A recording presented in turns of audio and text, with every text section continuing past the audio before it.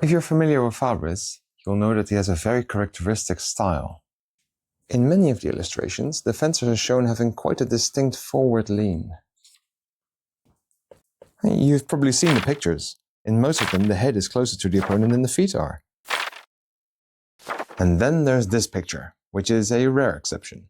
And in it, Fabris has created a pretty cool distance trap.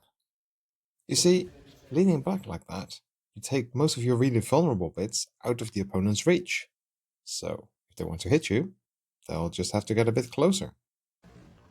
The thing is, your feet are still in the same place. So while your opponent needs to get closer to hit you in your upper body, your reach hasn't changed.